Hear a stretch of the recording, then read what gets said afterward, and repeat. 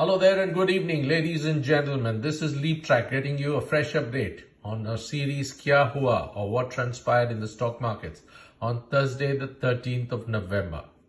And as you can see, the markets today, they were jittery ahead of the big news that's coming. The big news is that of the Bihar election results. That's coming up on Friday. Before I get into the details of what transpired during the day, just to let you know, these are videos for information and educational purposes with actual data collated from confirmed sources. Let's look at the first update of the day. The first update is a 1 month daily candlestick chart, just to give you an idea of how the Nifty has been moving. It shows data from the Monday, the 13th of October on the left side to the 13th of November, which is a Thursday, that's today, which is the doji candle that has been formed on the right side.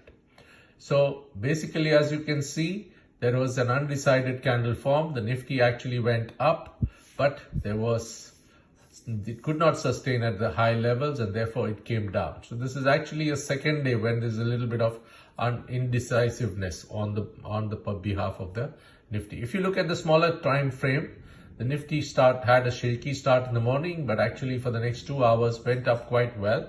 But after that, in fact, it even crossed 26,000, but after that, it went on to actually some selling pressure, and that's why it came down. If you look at the actual figures, the Nifty started at 25,906, which was 30 points gap up, but could not sustain, as I told you, and ended up only 3 points higher than previous day's closing at 25,879.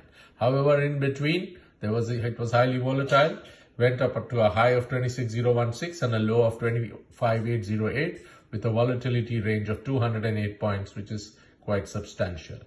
Volume of the day was quite high at 38.52. It's, as you can see from the illustrated chart, that it is higher than most of the days that year. Only one day it has been, rather 2 days it has been higher in the past.